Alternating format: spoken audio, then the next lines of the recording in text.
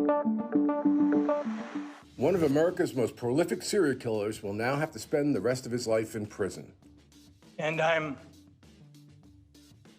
really sorry to everyone I've hurt. Why prosecutors say the Golden State Killer's apology is a sham. Each of us has witnessed a sociopath in action.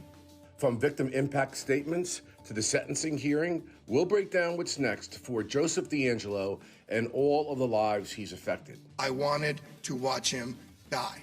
Law and Crime Report, diving into true crime and today's top legal stories. It's Monday, August 24th, 2020.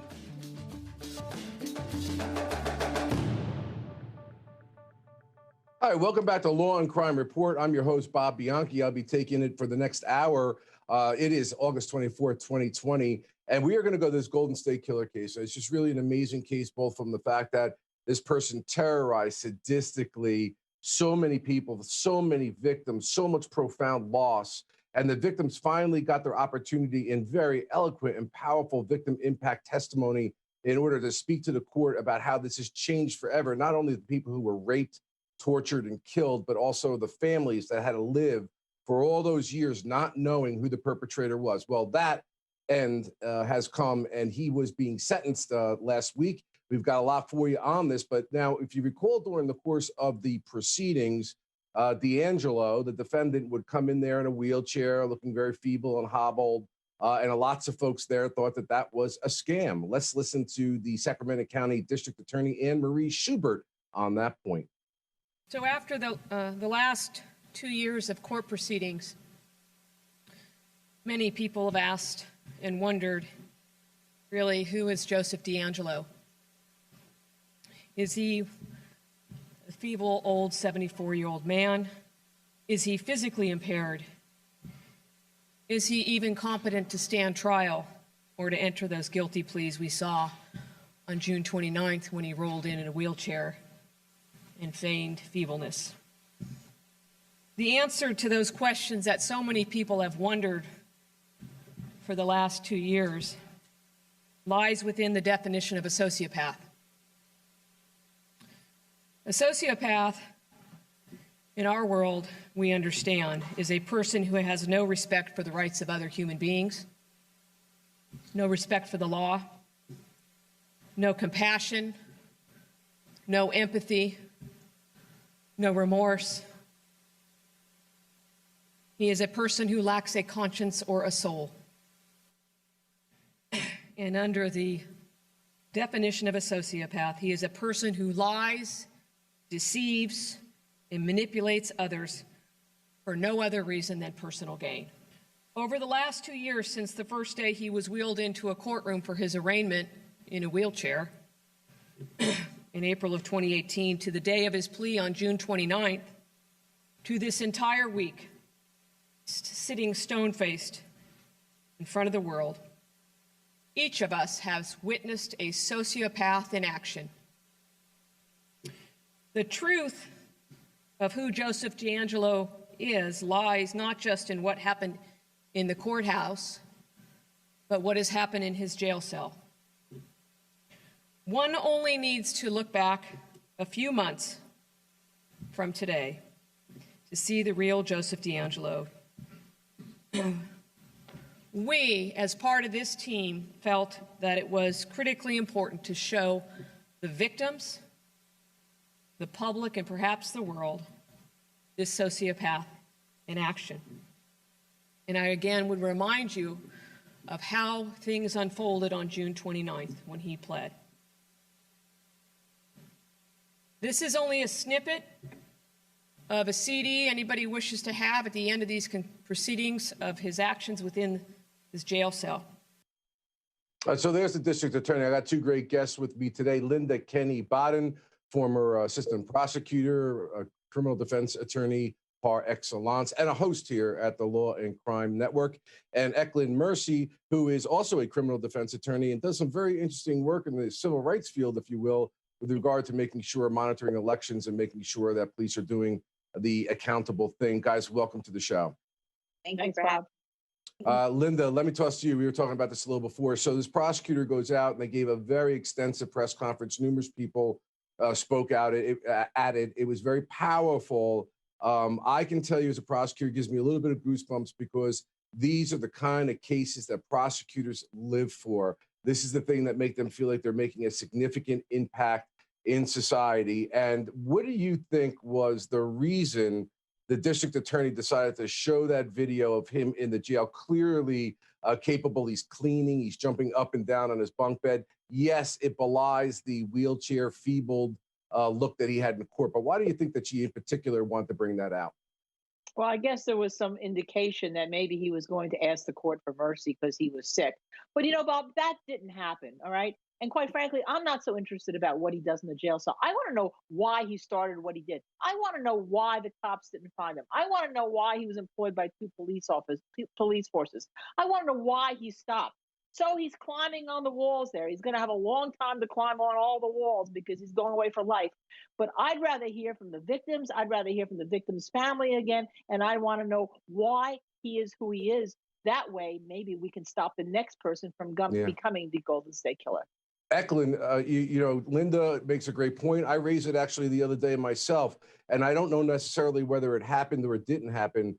But as a prosecutor, even one who's prosecuted death penalty cases but is not a fan of the death penalty, there could be some defense lawyers that are out there saying to themselves, wait a second, my guy commits a singular murder and he gets the death penalty or she gets the death penalty. This guy's done these horrific things and they don't get the death penalty. Well, there was a decision made by the prosecutors to take that off the table. Any thoughts you have on that are welcome. But secondarily, I'd like you to talk to the point that I, as a prosecutor, would have demanded as part of the plea, and maybe this occurred, that I want a full forensic briefing with my people, to Linda's point, to find out what makes a guy like this tick so that we can get the data and information to see, other people who may be a similar profile. Thoughts on any of that? Well, first off, I think that the plea deal kind of made sense, unfortunately. He was charged with a litany of not only murders, but rapes. So can you imagine having to relive, having to rehash, but also for the prosecutors and law enforcement, they would have to see where they failed. And they failed often with regards to this case. I would be remiss if I did not if the catching of the Golden State Killer, if we did not acknowledge Michelle McNamara, who wrote I'll Be Gone in the Dark, who actually kind of stalked the Golden State Killer by herself all the way until her death. And it had to be a private citizen to do that. I think that a trial would have shown all the loopholes, all the holes in how he was able to not only not be caught, but thrived and caught all types of victims. So I can understand why they would offer him life. Is it fair? No. But understand, like, the amount of money to prosecute all these cases, the amount of emotional turmoil, even the sentencing was emotionally, hard for me. And I only did a day of it because I could not take it all. So I can understand why they did that. But like Ms. Linda stated, why? How did it happen? How was he able to be? Employed as a law enforcement officer? Like, how was that able to happen? Who did that? Who dropped the ball and kicked it?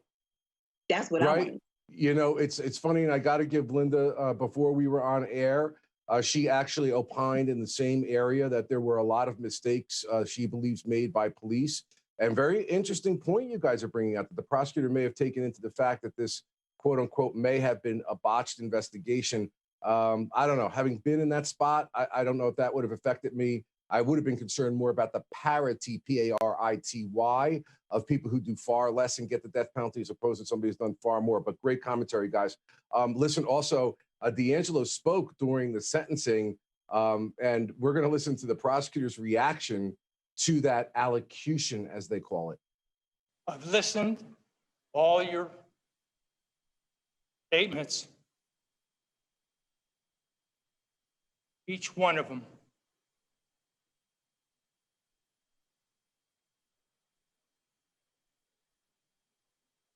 And I'm truly sorry to everyone I've heard. Thank you, Your Honor. I am begging you not to report it that way. I think it was my colleague from Tulare County who said that this is going to go into the history books. The history cannot be remembered that he stood up here and apologized to the victims. It can't be that his niece said he was the most beloved person in her life. It can't be a friend who said he was one of the he was the sixth boy in the family. That was an effort to humanize him. You cannot humanize him.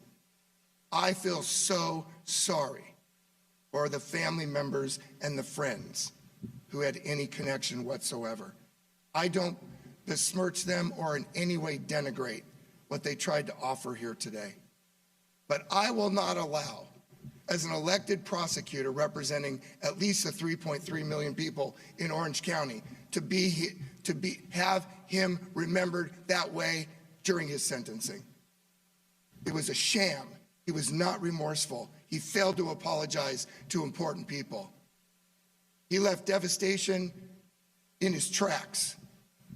I can never forgive him. Some of you are more mature and more spiritual than me. You have gone to a higher place than I can. I can't forgive him. I never will, which is why I told him I wanted to watch him die. I wanted to watch him put to death. All right, so that's the Orange County District Attorney Todd Spitzer there. So there were multiple jurisdictions involved. Linda, I want to go back to you. I found it, from my taste, a little over the top. I used to tell my prosecutors we judge conduct, not people. The defense has a right to present this information. He certainly has a right to rebut that information. But the last comment that he's saying is, I wanted to see him. He brings in, I'm an elected official, which I hate, Linda. I hate this. I know. As opposed to appointed prosecutors who don't have to worry about votes. And then he says, I wanted to see him die. Well, I go back to the same point. You had those opportunities and you waived them. Well, did that speech make sense to you in that regard? No, Bob. And I just cringed and I wrote down, because I knew you were going to say the same thing. Because in New Jersey, where you and I are from, you're appointed based on your merit and all. But elected official, look, this is not about him. This is about those people who spoke, some of which who said they forgive him, some of which who obviously want to see him cut off at the sneakers, okay? But this was about them. And yes, you can say, he shouldn't have spoke. He's not going to be remembered that way. No one's remembering this guy as like a charmer, all right? I mean, said last week, I thought he was going to speak, not because he wants to apologize, but because he always wants to be on top, right? He always wanted to be the last one out of the house with her husbands tied up or killed people. I mean, that's who he is. So no one's saying this guy is a great guy and apologize. But we should be remembering these victims. And if you want to do these victims justice, get everybody together like an NTSB report, go through the files and find out what went wrong that you didn't find this guy for all this time. All right, Ecleynne, thoughts about the district attorney? I am curious because I've never spoken to you before. Out there in Georgia, I believe there are elected district attorneys. And as Linda pointed out, here in Jersey, I was appointed by the governor. We're all appointed. Do you find that this is where politics bleeds into the law a little too much? Yeah, and I think it's kind of pandering because it's not really being clear. We knew, those who are in the legal field absolutely knew that a deal was placed. And then to come after the sentencing and say, I wish, I wanted you to die, it's not consistent. And it's actually, you're just lying to your constituents. And it makes no sense. This man has committed over 161 crimes that we know of.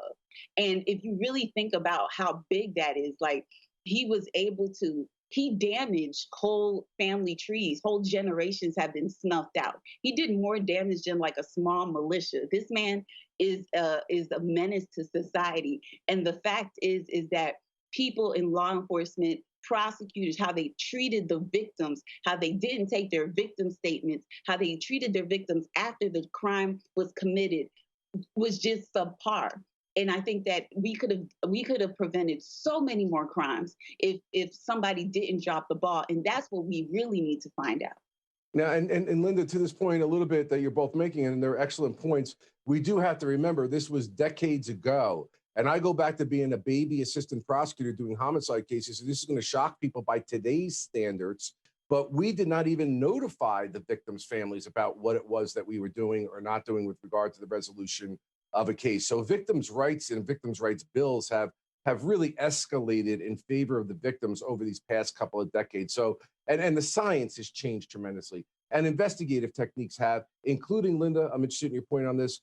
Law enforcement typically was siloed a lot of times in investigations. They were very covetous of their information. It wasn't until after September 11th, 2001 that we realized we needed to come together to share information. So it was a different time, Linda, no? Well, no, it was a different time, but you and I are both prosecutors and maybe part of a different time. And he did have victim witness, at least when I was there, victim witness assistance units. But you always had the problem where people were trying to have their own territory and who got credit for an arrest, right, Bob? That's a problem. But maybe that's one of the things that you have to go in and say, look, when you've got this kind of wide swath, you just can't rely on DNA because sometimes DNA won't get you anything. Here, we didn't have DNA. They did try something called the proteins, as you know, and he was what was called a non-secretor, which means they couldn't get anything from his seminal fluid. But at some point, somebody had to go back and say, let's look at this and maybe start with those two police departments. What did people know and when did they know it? Because remember, he got terminated from shoplifting, things like, something to put the dog off and all. So, there may have been signs, Bob. Yeah, okay. Well, I'm sure many people are going to do a deep dive into that to see where things went right and or wrong. Guys, thank you for the great commentary. We got to take a real quick break here at the Law and Crime Network, but we'll have a lot more. Stay with us.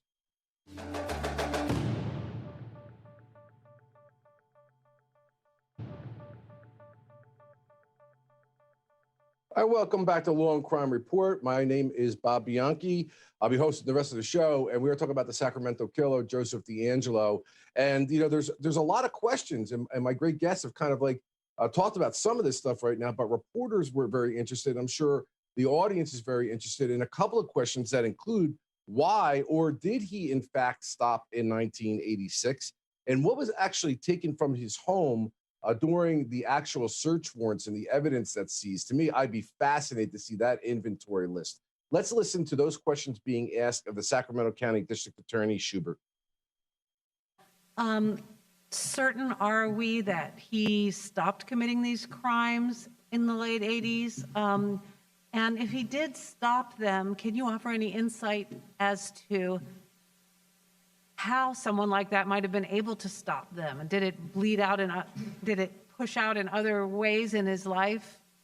Since then, were there other signs? I'm just curious what your insight is. I think I tried to answer that earlier. I don't think we'll ever know. I mean, honestly, on the day of his arrest, I got a text message from a colleague of a Wikipedia article about when did forensic DNA come into existence, and it coincidentally was 1986. And so, the question needs to be posed to Mr. DeAngelo. The items that were taken from his home, could you speak to what those items were and if any of those were ever returned to some of the victims or survivors, if they belonged to them? I don't think I can speak to those. I don't think so. I don't know about Amy or Tin or any of the prosecutors, but I don't think it's, at this point, I don't believe the arrest warrant or the search warrants have been unsealed from the court, so I don't think it would be appropriate to comment at this point. Maybe someday, though. All right, Ecleynne, what do you make? I mean, I get the idea of the arrest warrants and search warrants. I've never heard of an arrest warrant being sealed, but I have heard that for search warrants. But unseal them. Let the public know. That was a really good question that reporter asked. Did you find your trophy pieces inside of his home and return them to the victims? I mean, that they are not going to be able to hide from that for much longer. Oh, I think they're just CYAing. I think they're just covering themselves from potential. It makes no sense. He was there. Y'all dropped the ball. Just tell us how bad it is. I think they don't want to tell us how bad the law enforcement and how bad the prosecutor's office actually messed this case up. Just tell us so we know, so victims' family, other victims who don't know, if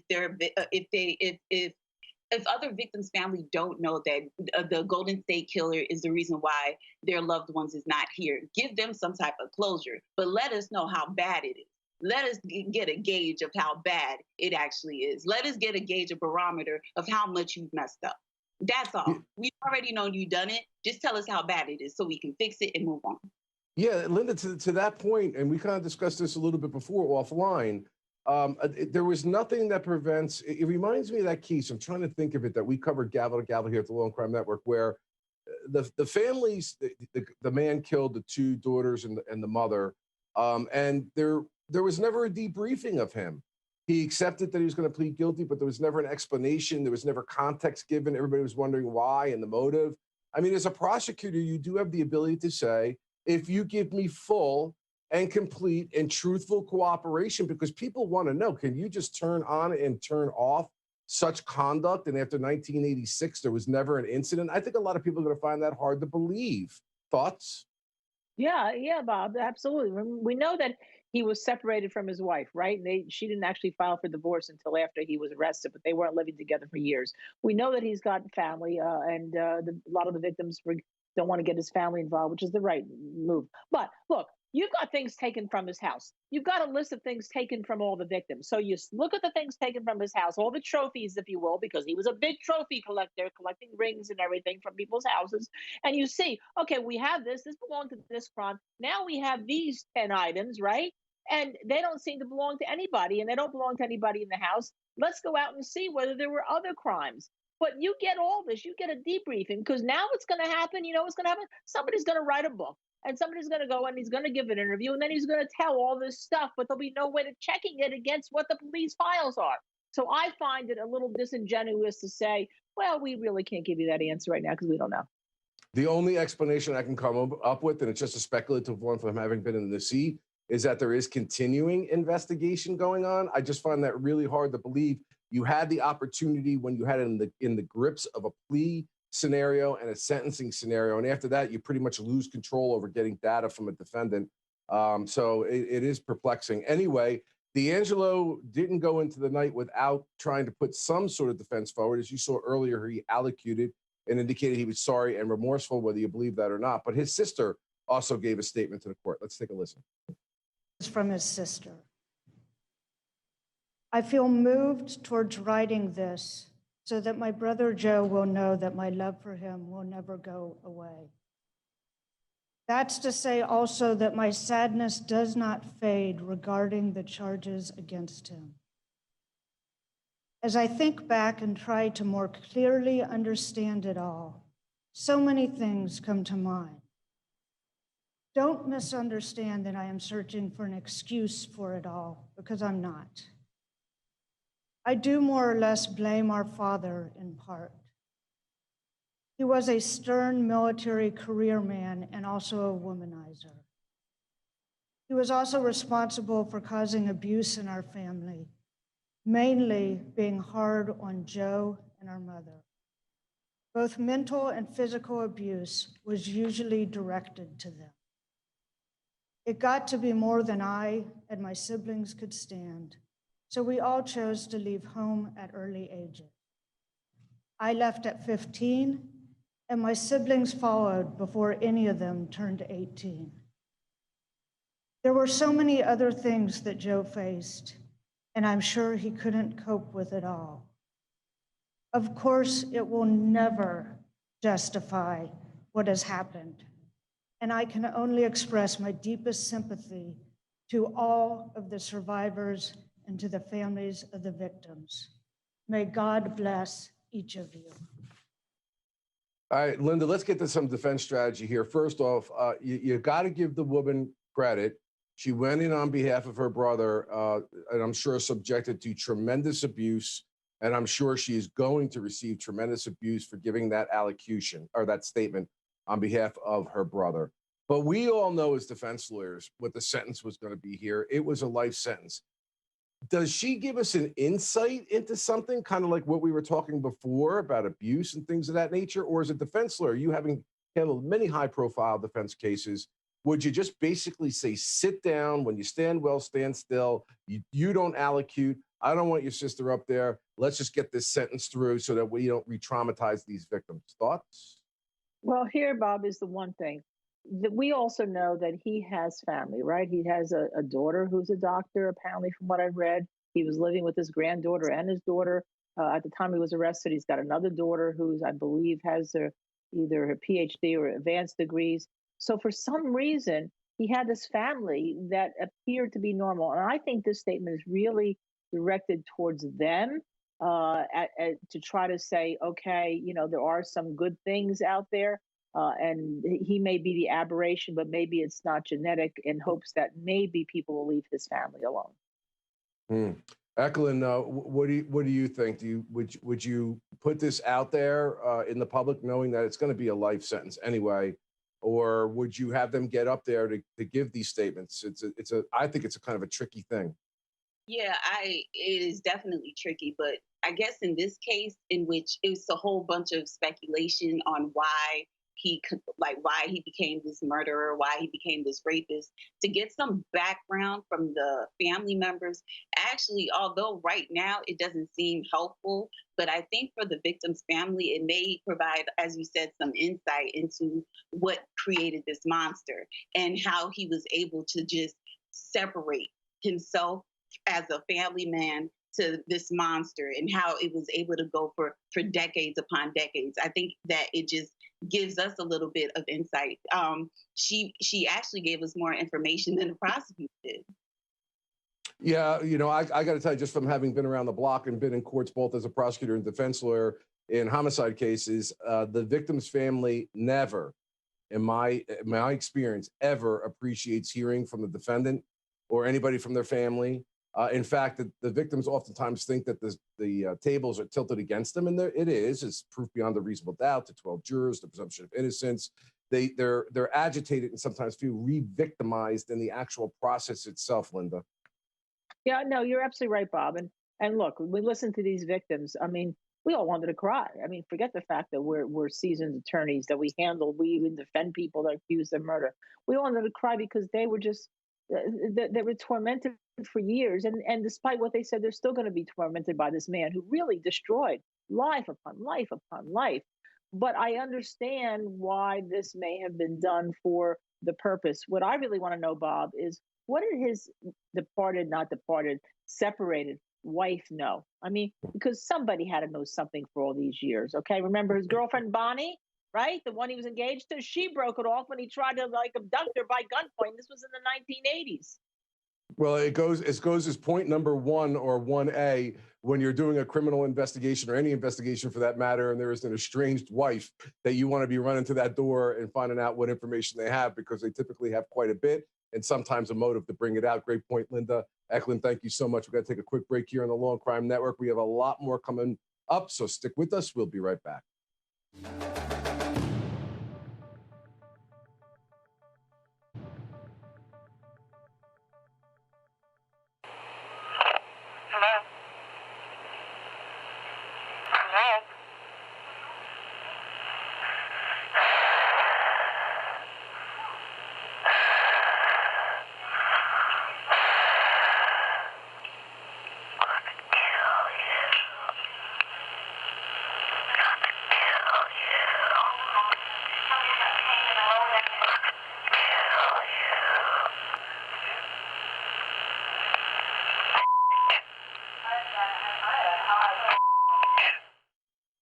So there's DeAngelo doing what DeAngelo does best, torturing people, not just the people that he killed in the heinous manner in which he killed them, but for years afterwards, making phone calls like the one you heard, scaring and frightening these people. This was all just so demented and twisted, and these people were tortured. Many families having listened to stuff like this. There was actually a 7-year-old when DeAngelo broke into her home, and she was tied up. The mother was tied up, and he raped the mother. She is a survivor. Let's listen to what she has to say. The defendant would call and harass my mother for quite some time. The detectives installed an answering machine on our phone, and we put a whistle next to it. My parents would eventually divorce, and my mother and I would eventually move out of our dream home. She was still receiving creepy calls 10 years after the attack. As a child, I actually almost wanted the monster to return. This time I'll be ready, I told myself. I slept with knives under my pillow and kept scissors in my pockets. I had backup plans on top of backup plans.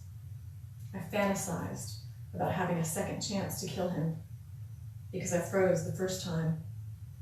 I didn't grab his gun when he put it down to tie my wrists. I don't even think I'd so much as shot a toy gun, but I was preparing in my mind. I felt I'd failed at my job to save my mother and protect my family.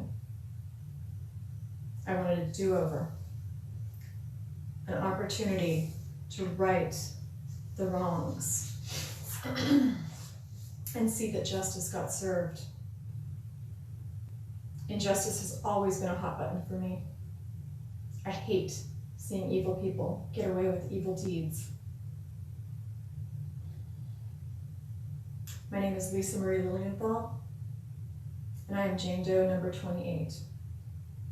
I would come to know the defendant, the monster, as the East Area Rapist. As a direct result of the heinous actions of the defendant, I have plenty of scars. No child should have to question if God forgot about her and her family. Ultimately, this was a shattering of innocence. Physical wounds heal, but the body holds trauma on a cellular level, and I carry plenty of residual effects. Psychologically, I don't always feel like I'm a fully functional human being a lot of the time. I've struggled with anxiety and depression, been diagnosed with PTSD by many doctors. I'm definitely OCD, especially in regards to my safety. I double check alarms, locks, my surroundings, and second guess myself. I absolutely have control issues and can get overly anxious, particularly in situations where I feel trapped, powerless, and out of control. And to this day, I still have night terrors. Even more this summer. Well, Linda, this is like listening to the victims. You said it before, how courageous and compelling and at times difficult to listen to, but this is what the trauma of being a victim is all about. It becomes the centerpiece of life. That woman, Lisa Marie, that just spoke, was 7 years old as her mother was tied down and raped. She had scissors. She wanted him to come back. I think a lot of times the emotional damage done by people like DeAngelo is worse than death itself in some instances, because it's a constant prison and they have to, they evaluate their lives. It seems to be, from the many victims that I've spoken to, where it's always relating back to that. They don't know what normalcy is anymore because of that trauma. Heart-wrenching. So Bob, okay, so when I looked at that picture of him, I've actually had to throw away every picture of him, including I had to give away Michelle McNamara's book because I couldn't handle it. All right. And I'm pretty seasoned about, pretty awful things that we see. All right. And I got chills sitting here. I'm safe here. I'm safe. Right. I got chills listening to that call. But this is a victim that wouldn't have been heard if we had not gotten this deal for life imprisonment. She would just be Jane Doe number 28, but she's not. She has a name. And this is heart-wrenching to listen to her. And you can imagine her mom, who was raped and tied up, but to listen to her. And you know what, Bob? If she, as a young girl, had killed this guy, if he came back, right, and not being quite threatened, then she would have been arrested. And that's where our criminal justice system goes wrong. We really need to listen to these people and have a better system, because I'll tell you what, this case, just listening from afar, has really just affected my psyche, and I'm not a victim. Yeah, well, and Ecleynne, I think that the reason for that is the randomness of it. And I think that the public at large believes that many of the times murders occur, and many times it's true, it's because of a relationship issue or it's because of crime-related issues. But there are a statistical percentage of people that are out there in the world waiting at a moment's notice for crimes of opportunity, whether it be kidnapping of children or committing crimes such as DeAngelo. They do exist. And as a prosecutor, it would be hard to go around to your communities and say this, but you need to be situationally aware and try to target harden yourself and make sure you're with somebody when you're walking into our parking lots, and the various tips, which I suggest anybody go on any crime prevention website. They tell you. I think what Linda's getting to is it strikes at the heart of it, because it could be you, it could be me, it could be anybody when you're talking about a guy like DeAngelo. Yeah, and it's so frustrating because I know a kid who stole a piece of gum from Walmart and can't go to any Walmart anymore and got fired from Walmart because of stealing a piece of gum. This law enforcement officer also committed a crime of moral turpitude, which is the shoplifting, and not only kept his job but was transferred. So we have to go through there. That's the system that we're dealing with. That is the problem. The issue is that the checks and balances should have caught him in the 70s. That's when the checks and balances should have caught him, and it just weakened the system. And I cannot listen to that tape. Like, that scares me. I am frightened, and just like Linda says, I'm in my house because this is what we have to deal with. And you know what's even worse is that yes, he's caught. Yes, he's spending life in prison, but it still will not bring the catharsis that these victims and these victims' family thought it was supposed to bring. He's still the boogeyman. He's still out there. And it just, it's painful. Yeah. Ecleynne, you bring a great point. There's an initial kind of high, if you will, quote unquote, when the system's going and the murderer is being sentenced. But then there's this vacuous hole after that. No one's really talking to you. The camaraderie kind of goes away, and then it settles in that the person's never coming back, or the trauma will always be there. I've seen that time and time again. Great point. Guys, listen, I appreciate your commentary. Awesome. We got another block to go. We're going to take a quick break here at the Law and Crime Network. We'll be right back.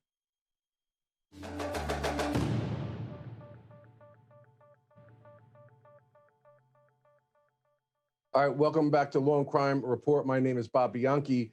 We are doing the Golden State Killer case, and there was an individual, Victor Hayes, who claims that DeAngelo, when he was working as a police officer at the time, broke into his home and attacked his girlfriend.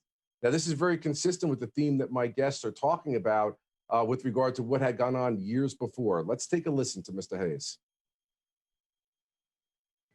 I want to say that there's two people that I've never met that I want to address something to. And that would be his former boss, and that would be the man's wife. And I believe that both these people could have put an end to this long before it got to wherever it was. And because they didn't have the fortitude to do this, they got a lot of people hurt. And they hurt me. And I want them to know that they hurt me by not stepping up to the plate, doing their job, by laying down with them and giving them kids and covering for them. This man sold his house while he was in jail. How is that possible? I can't even sue him because the laws protect police and protect police departments. So I'm told I can't do nothing. He sold his house while he was in jail. Unbelievable. So I just want those people to know that personally for me, they caused me a lot of grief and discomfort. But I want to say that regardless of what you might think, this has not defined me as an individual. I mean, it's changed me, but it's made me tougher. It's made me some other things too. It's made me question authority. But it's not overwhelmed me. I don't have nightmares. I feel bad for all these people and all these women. I truly believe that this man has something in his pocket, knowledge or something in his pocket that allowed him to elude capture for so much time. I don't know exactly what that is, but I just know the nature of men and people. And I think that without that confidence, that he wasn't going to get caught. And I think it's more than braggadocious, arrogant ego, that he couldn't have had a second life and did what he did and live in our society without looking over his shoulder all the time. He's not a drug addict. He's not an alcoholic, I understand. He just had a completely another life, and no one could have the average individual. He's not Satan and he's not Christ. He's a human being. Interesting. Linda, listen to some of the points that Mr. Hayes is bringing out, kind of along the lines of we've been talking about throughout the show. He's specifically pointing out to the wife and the boss, to my knowledge, there is no information with respect to that, but he's using his intuitive spidey sense, if you will. And this is what investigators do all the time. We talked about the wife is certainly somebody to go towards the boss. Anybody, you do a chronology, you do a history, you go through all of their social contacts, you try to find, and I'm not saying they didn't do that, but that certainly would be important to revisit again right now. And then he makes an interesting comment about that he had knowledge on how to elude capture somewhere in his pocket. What do you think about these comments that are made by Mr. Hayes? Obviously, he was a police officer. 6 years, he was a police officer. I think that is what the victim here, Victor Hayes, is saying, okay? And let me tell you, Bob, these victims were treated terribly. If we listened to them last week, the women were questioned about whether they were raped, whether they deserved to be raped. It was outrageous. I think that we need to go back and hold everyone's feet to the fire. And I know that Ecleynne Mercy has a lot to say about this point. Okay, Ecleynne, it's up to you. I think that the citizens of Sacramento should demand transparency, and they should also demand a reevaluation of qualified immunity. I think that the qualified immunity is what prevented a lot of justice from being served earlier on. The citizens deserve transparency. They deserve to know what kind of system that they're living in, and what law enforcement are doing and are not doing in these cases. And I really, really think that they should reevaluate qualified immunity. I think it's qualified immunity that allowed this monster to be on the streets as long as he did. Well, as a former prosecutor, I would love to have the debate with that qualified immunity issue, because there's two sides to the coin on that. But I want to go to the point about transparency you bring out. Let's face it, we talked about this before. A lot of times these true crime aficionados, people that like to watch the show, sometimes private citizens, like in this particular case, having separate eyes, may have information, may have a different way of thinking about it. So, Linda, what harm is there to release the entire file now that this case is concluded to the public? I understand doing an investigation why it is, but why not now? There's none, and there needs to be a whole internal examination. Let the police have a whole internal examination, like the women had a whole internal examination when they were raped, okay? I mean, you really need to stop any cover-up that's going on, release everything, let everybody look through it, and maybe we can find a solution so that this will not happen again. And Ecleynne, to this point, they say 1986, and that's kind of like a stop point. That may or may not make sense to us. It's either accurate or it's not. Generally speaking, I'd say it probably isn't. It could be information found in that file that another loved one who somebody had died in all the way across the country in a suspicious kind of way, that looks at that file and says, oh my God, and connects dots to some other kind of crime. So why not get as many eyes on that file as you can? Absolutely. But they're covering up for their boys. They're covering up for their people. Like, people do not want to put themselves in a position in which they can lose their jobs, they can lose their livelihoods. That's unfortunate. It's like people are out for themselves. And with regards to, he picked up a lot of trophies from most of his victims. You may want to look into the ex-wives, the daughters, and look at what gifts he gave them. If he's that sadistic to do that phone call, if he's that sadistic to commit the crimes how he did it, it would not be outside of the imagination for him to also gift those trophies to other people. Okay, just real quick, in 5 seconds or less, Linda, do you think there's more out there? Yes, this guy just didn't start and stop like on the dime. Ecleynne? Absolutely, without a doubt. Okay. Well, guys, listen, I really appreciate all of your great insight. You know, we cover Gavel to Gavel here at the Law and Crime Network. Unfortunately, this show is done. Stay tuned for our regularly scheduled program. You can always find me on Twitter and Instagram at @RBianchiESQ. Have a great day.